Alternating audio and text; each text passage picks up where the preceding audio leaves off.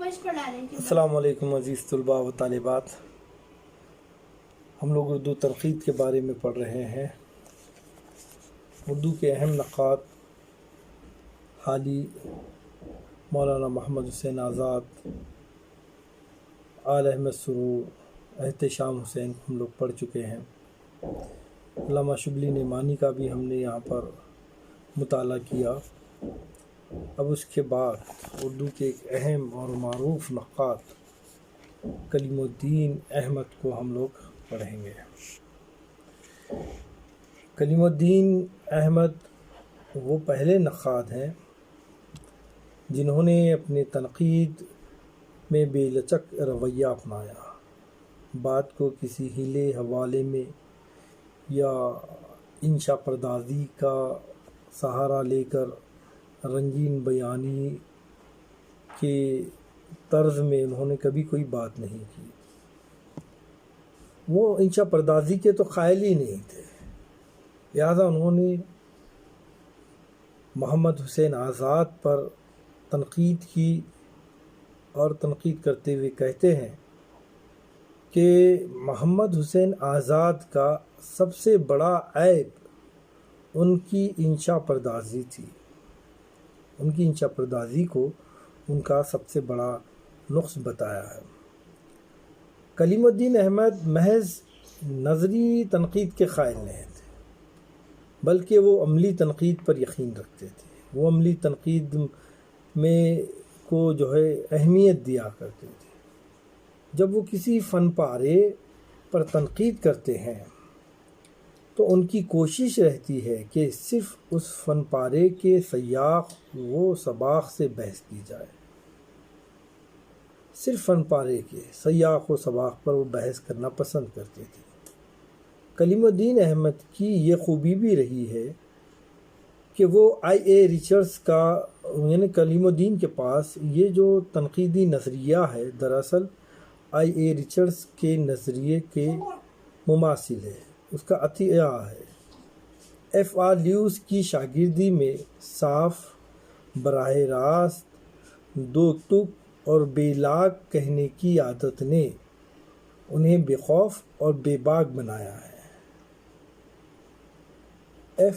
Lewis یہ ان کے استاد رہے ہیں، اور انہی کی تربیت سے وہ صاف، براہ راست، دو ٹوک، بے لاگ بات کہنے کی انہیں عادت تھی۔ بے خوف اور بے باک نقاد کے طور پر آپ کی پہچان بنی۔ ٹی ایس ایلیٹ سے بھی بڑی حد تک انہوں نے فیض حاصل کیا ہے اور اپنی تنقید کو پروقار بنایا ہے۔ کلیم الدین احمد کے مخالفین کلیم الدین احمد کی تنقید کو مغرب سے بیجا مرعوبیت کا نتیجہ مانتے ہیں۔ ان کا خیال ہے کہ وہ مشرقی ادب کے مقابلے میں مغربی ادب سے کچھ زیادہ ہی واقف ہیں، جبکہ بعض حضرات کا خیال ہے کہ کلیم الدین احمد کا اردو ادب کو جانچنے کا عالمی معیار کا استعمال بڑی حد تک محسن ہے۔ اپنے اپنے نظریات ہیں۔ کچھ لوگ کہتے ہیں کہ کلیم الدین احمد مغربی ادب کے سامنے مشرقی ادب کو، اردو ادب کو رکھ کر یہ چاہتے تھے کہ اردو ادب بھی اس معیار کا ہو، یا اس معیار کے خطوط پر اردو ادب کو وہ محسوس کرنا چاہتے تھے، ان خطوط پر اردو ادب کو دیکھنا چاہتے تھے۔ مشکل سی بات ہے، کیونکہ ادب جو ہوتا ہے وہ اپنے علاقے کی پروان ہوتی ہے، اپنے علاقے کی تہذیب کی عکاسی کرتی ہے، لوگوں کی عکاسی کرتی ہے، اس کی سوچ و فکر سے ادب پروان چڑھتا ہے۔ اب مغرب میں رہنے والے لوگ، ان کی سوچ، ان کی فکر، وہاں کا جغرافیائی ماحول، وہاں کی تہذیبی ماحول، وہ بالکل برعکس ہے مشرقیت سے۔ تو وہاں کے ادب کو یہاں کے ادب کی بنیاد پر دیکھنا تھوڑا سا حق کا محسوس ہوتا ہے، لہذا لوگوں نے کلیم الدین احمد کے اس نظریے پر بھی تنقید کی ہے۔ دراصل کلیم الدین احمد کی پیدائش 1908 میں پٹنہ میں ہوئی اور 1983 میں ان کا انتقال ہوا۔ کلیم الدین احمد اردو تنقید میں ایک بت شکن کی حیثیت سے مشہور ہیں۔ بت شکن ایک بت بن گیا تھا تنقید کرنے کا نظریہ، اس نظریے کو ہی انہوں نے پاش کر دیا۔ یوں تو کلیم الدین احمد انگریزی ادب کے استاد تھے، مگر ساری زندگی اردو ادب پر ہی لکھتے رہے، یعنی اردو ادب سے انہیں ایک طرح کا گو لگاؤ تھا، محبت تھی، اپنائیت تھی اردو ادب سے، اور انہوں نے اردو ادب پر بہت ساری کتابیں لکھی ہیں، اور بحیثیت انگریزی ادب کے استاد رہنے کے ایک انگریزی کتاب psycho analysis and literary criticism انہوں نے انگریزی ادب میں لکھا ہے۔ اس کے علاوہ ان کی تمام کتابیں اردو میں ہی ہیں۔ کلیم الدین احمد نے اردو کے تقریباً تمام اصناف نظم و نثر کو اپنی تنقید کا موضوع بنایا ہے۔ انہوں نے صرف شاعری کو ہی اپنی تنقید کا موضوع نہیں بنایا ہے، بلکہ ادب کی جتنی اصناف ہے، چاہے وہ نثری ہو چاہے وہ شعری ہو، وہ تمام کے تمام ان کی تنقید کا موضوع بنی ہے، اور ادب میں ان کا مقام تعین کرنے کی کوشش کی ہے۔ جو کچھ بھی ادب میں لکھا گیا، چاہے وہ شعری ہو چاہے وہ نثری ہو، اس کا مقام انہوں نے تعین کرنے کی کوشش کی ہے۔ ان کی یہ کوشش عام طور پر تہلکہ خیز متنازع بھی رہی ہے، لوگ تنازع کا باعث بھی بنی ہوئی ہے وہ، اور اکثر قابل غور و فکر رہی۔ ان کے بعض جملوں پر بحثوں کا سلسلہ بھی دراز ہوا۔ اردو ادیبوں کے ایک گروہ نے کلیم الدین احمد کی تنقید کو باطل اور تخریبی بھی قرار دیا، کیونکہ انہوں نے اردو تنقید نہ صرف ادب پر بلکہ تنقید پر بھی تنقید کی ہے، اور ان کے خلاف ایک محاذ بھی قائم کر لیا گیا ہے۔ کچھ اس انداز سے اس کی تشہیر کی کہ کلیم الدین احمد مغرب پرست اور مغرب نواز شخصیت ہیں، ایسا ایک نظریہ قائم کیا گیا۔ نیز یہ کہ وہ مغربی ادب سے جو کچھ نکلتے ہیں اسے ہضم کیے بغیر مشرقی ادب میں اگل دیتے ہیں، اور یہ کہ کلیم الدین احمد سرے سے اردو مشرقی ادب سے ناواقف ہیں، اس طرح ان کے مخالفین نے کہا ہے، جو بہت کچھ حد تک ناانصافی ہے، بہت کچھ حد تک، اور کچھ حد تک یہ صحیح بھی ہے۔ اس کی تصدیق کے لیے ہمیں کلیم الدین احمد کے گھریلو ماحول، ادب کہتے ہیں، ان کے بزرگوں کے رجحان، اور خود کلیم الدین احمد کی ابتدائی تعلیم سے تفصیلات کرنی پڑے گی۔ کلیم الدین احمد عظیم آباد کے ایک ذیل تعلیم یافتہ گھرانے سے تعلق رکھتے تھے۔ ان کے والد عظیم الدین احمد ایک شاعر، اردو، فارسی اور عربی کے عالم تھے۔ تینوں زبانوں سے ان کے والد کو واقفیت تھی۔ ان کے والد کی کلام کا مجموعہ گل نغمہ کے نام سے ترتیب دے کر کلیم الدین احمد نے اپنے مقدمے کے ساتھ شائع کیا۔ کلیم الدین احمد کے تنقیدی سرچشمے پر ان کی خود نوشت سوانح اپنی تلاش میں سے کافی روشنی پڑتی ہے۔ انہوں نے مشرقی ادب اور اردو ادب سے اپنی وابستگی، اپنی دلچسپی سے متعلق خاطر خواہ اس کتاب میں روشنی ڈالی ہے۔ 3 برس تک آپ Mohammedan Anglo Arabic school Patna city میں تعلیم حاصل کی، ابتدا میں، جہاں عربی اور اردو کی تعلیم بطور خاص دی جاتی تھی۔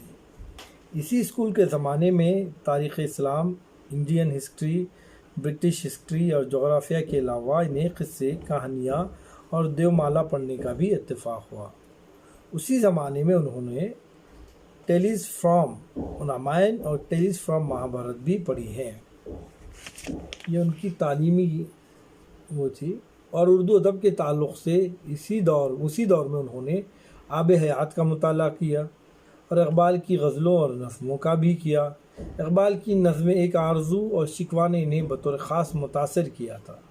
فارسی ادب کا بھی انہوں نے اسی زمانے میں مطالعہ کیا تھا۔ فارسی شاعروں میں انوری، خاقانی، عرفی، خسرو اور حافظ کا کلام ان کے زیر مطالعہ رہا۔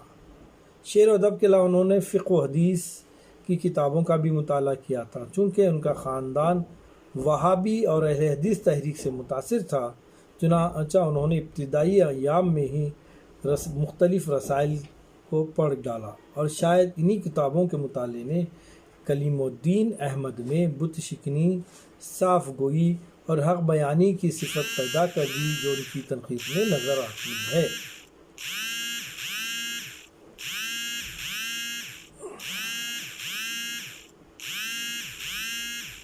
کلیم الدین احمد نے ان کی اپنی کتاب تالاش میں اپنے اسکول کے زمانے کی ایک خاص اور دلچسپی کا بھی ذکر کیا ہے۔ کلیم الدین احمد نے اپنی تالاش میں اپنے اسکول کے زمانے کی ایک خاص دلچسپی کا بھی ذکر کیا ہے، جس سے 15 سال کی عمر میں ان کے ادبی ذوق و تجسس کا ہمیں پتہ چلتا ہے۔ انہوں نے اس زمانے میں اپنی پسندیدہ غزلوں اور نظموں کی 2 الگ الگ کاپیاں بنا رکھی تھی۔ کشکول نام کی کاپی غزلوں کے لیے مخصوص کر رکھی تھی، جس میں ولی، درد، جلال، نوح، احسن ماہروی اور یاس خیر آبادی کی غزلیں تھیں، جبکہ دوسری نظموں کے لیے مخصوص سبد گل چین نے اس کا نام رکھا تھا، جس میں ظفر علی خان، حالی اکبر، فضل آفاقات کی نظمیں شامل تھیں۔ یہ دونوں بیاضیں ان کے ابتدائی ادبی ذوق پر دلالت کرتی ہیں۔ کشکول اور سبد گل چین میں درج ذیل غزلوں اور نظموں کے انتخاب میں ان کے ابتدائی تنقیدی شعور کی جھلک محسوس ہوتی ہے، جو بعد میں اردو شاعری پر ایک نظر کی شکل میں واضح طور پر ہمارے سامنے آئی ہے۔ مغربی جو سرچشمہ تھا، مغربی تنقیدی جو نظریات، اب یہ تو ہم نے دیکھا، عربی تعلیم سے واقف رہے، فارسی تعلیم سے واقف رہے، اردو تعلیم سے واقفیت حاصل کی، ہے نا، آب حیات کا مطالعہ کیا، اقبال کی غزلوں کا مطالعہ کیا، ہاں، فارسی شاعروں میں خاص طور پر انوری، خاقانی، خسرو وغیرہ کا بھی کلام ان کے زیر مطالعہ رہا۔ اردو ادب کے علاوہ انہوں نے فقہ و حدیث کی کتابیں پڑھی، وہابیت اور اہل حدیث کی تحریک سے متاثر تھے، اور یہی تمام باتوں سے ان میں بے باک منا جو ہے واضح طور پر آیا ہے۔ ادبی ذوق بچپن سے ہی تھا۔ 15 سال کی عمر میں ہی انہوں نے اسی ادبی ذوق کے تحت 2 کاپیاں الگ بنائیں، دونوں میں جو ایک کاپی جو ہے کشکول نام کی رکھی، جس میں اپنی پسندیدہ غزلوں کو انہوں نے رکھا، اور ایک کاپی جو ہے سبد گلچین کے نام سے رکھا، جس میں انہوں نے اپنی پسندیدہ نظموں کو رکھا۔ یہ سب چیزیں جب ہم دیکھتے ہیں تو اس سے ہمیں پتہ چلتا ہے کہ کلیم الدین احمد کو اردو ادب سے کافی لگاؤ تھا، ان کا مطالعہ رہا ہے، یہ اس بات کی دلالت کرتی ہے۔ اب مغربی سرچشمے سے کس طرح متاثر تھے وہ ہم دیکھیں گے۔ اپنی تالاش میں کے دوسرے حصے میں کلیم الدین احمد نے لندن اور کیمبرج کے زمانے میں ان کی جو تعلیم جب وہ وہاں انہوں نے حاصل کی ہے لندن اور کیمبرج میں، اس تعلیم کے اوقات کو، کہ وہ مخصوص واقعات کو انہوں نے قلم بند کیے ہیں، جن سے مغربی ادب کے ساتھ مشرقی ادب میں بھی ان کی دلچسپی کے حالات ہمیں معلوم ہوتے ہیں۔ لندن یونیورسٹی میں انگریزی کے ساتھ ساتھ ایک سبجیکٹ بھی انہوں نے پڑھا تھا، کوئی سبجیکٹ تھا۔ کلیم الدین احمد نے عربی کی اور کلاس کے لیے اسکول آف اورینٹل اسٹڈیز جاتے تھے، عربی کی کلاس حاصل کرنے کے لیے، جہاں پروفیسر گبس سے عربی گرامر اور پروفیسر گبس سے وہ عربی گرامر سیکھا کرتے تھے۔ کلیم الدین احمد نے کیمبرج میں FR لیویس سے براہ راست تربیت حاصل کی، جبکہ وہ وقتاً فوقتاً IA ریچرڈز کے بھی لیکچر سنا کرتے تھے، جن سے وہ بڑی حد تک متاثر ہوئے، IA ریچرڈ سے اور لیویس سے۔ اسی زمانے میں TS ایلیٹ کا بھی بڑا شہرہ تھا، چنانچہ انہیں ایلیٹ سے بھی دلچسپی ہوئی۔ اور یہ یاد رکھیے گا، یہ مغربی تنقید کے اہم نقاد ہیں۔ ظاہری بات ہے، جب کلیم الدین احمد ان سے استفادہ حاصل کرے ہیں تو ان کے نظریات کا عکس ہمیں ان کی تنقید میں بھی نظر آئے گا۔ کلیم الدین احمد نے اپنے نگراں FR لیویس سے متعلق اپنی خود نوشت میں تفصیل سے لکھا ہے۔ وہ ان کی قابلیت کا جگہ جگہ اعتراف کرتے ہیں۔ کن کا؟ FR لیویس، ان کے انڈر میں یہ پڑھے تھے۔ وہ ایک جگہ لکھتے ہیں کہ ڈاکٹر لیویس کا شمار ہائی بروز میں ہوتا تھا، وہ ریچرڈز اور ایلیٹ کے سوا کسی اور کو اہمیت نہیں دیتے تھے۔ ڈاکٹر لیویس عملی تنقید میں بڑا عبور رکھتے تھے۔ کلیم الدین احمد نے عملی تنقید میں انہی کے زیر تربیت دسترس حاصل کی تھی۔ کلیم الدین احمد کہتے ہیں کیمبرج میں عملی تنقید پر خصوصی توجہ دی جاتی ہے جو اور کسی یونیورسٹی میں نہیں ہے۔ عملی تنقید کے ساتھ نظریاتی تنقید ارسطو سے لے کر زمانے حال تک، اس پرچے سے مجھے خاصی دلچسپی تھی۔ ڈاکٹر لیویس کی وجہ سے دلچسپی اور بڑھ گئی تھی کیونکہ وہ عملی تنقید میں ید طولا رکھتے تھے، اور کلیم الدین احمد بھی عملی تنقید کے ہی خواہاں تھے اور اس کو پسند کیا کرتے تھے۔ کلیم الدین احمد نے ڈاکٹر لیویس کی جس بات کا سب سے زیادہ اثر قبول کیا تھا وہ ان کی دو ٹوک اور بے لاگ تنقید تھی، اور یہی خوبی ہمیں کلیم الدین احمد میں نظر آتی ہے۔ لیویس کی اس خوبی پر کلیم الدین احمد خود روشنی ڈالتے ہوئے لکھتے ہیں کہ ڈاکٹر لیویس کی تنقید خالص ادبی ہوتی ہے، ان کا معیار بہت بلند تھا۔ کچھ لوگوں کا خیال تھا کہ وہ ضرورت سے زیادہ سخت گیری کرتے ہیں، لیکن وہ ارنالڈ کے اس قول پر عمل کرتے تھے، لیٹ اس کیپ اور اسٹینڈرڈ ہائی۔ وہ نہایت آزاد خیال، نڈر نقاد تھے اور تلخ سے تلخ بات کہنے میں انہیں ذرا بھی جھجک نہیں ہوتی تھی۔ یہ حال تھا کلیم الدین احمد کے استاد کا، تو ظاہری بات ہے استاد کی خوبیاں شاگرد میں بھی منتقل ہونے والی۔ کلیم الدین احمد میں مسلسل مہمیز لگانے اور جھنجھوڑنے کا انداز بھی لیویس کے زیر اثر تھا۔ لیویس کی پہلی کتاب نیو برینگز ان انگلش پوئٹری ہے جس پر شدید رد عمل ہوا تھا۔ ڈاکٹر لیویس نے سوچا کہ ایک کتاب سے کام نہیں چلے گا، تو انہوں نے دوسری کتاب لکھی، ایک 6 ماہی رسالہ بھی نکالا۔ کلیم الدین احمد نے بھی اسی انداز میں مقدمے گل نغمہ، اردو شاعری پر ایک نظر اور تنقید پر ایک نظر لکھا، اور پھر 6 ماہی مجلہ معاصر کے اجرا کر کے اپنے استاد لیویس کی تقلید کی ہے۔ تو کلیم الدین احمد کی تنقید میں ہمیں لیویس کا اثر واضح طور پر محسوس کیا جا سکتا ہے۔ چنانچہ خود کلیم الدین احمد نے لکھا ہے کہ ڈاکٹر لیویس نے مجھے نقاد بنایا۔ لیویس کے علاوہ آئی ریچرڈ کے بھی نظریات، ان کی ٹی ایس ایلیٹ کے بھی لیکچرز سے بھی انہوں نے وقتاً فوقتاً استفادہ حاصل کیا ہے۔ تو یہ تھا کلیم الدین احمد کا نظریہ، بہت ہی سخت مزاج کے نقاد رہے ہیں، ان کی سخت گیری کے اسباب بھی میں نے آپ کو بتا دیا۔ استاد کے طرز عمل کو انہوں نے اپنی زندگی میں شامل کیا تھا۔ لیویس بھی ایک انہی کی طرح سخت گیر نقاد تھے۔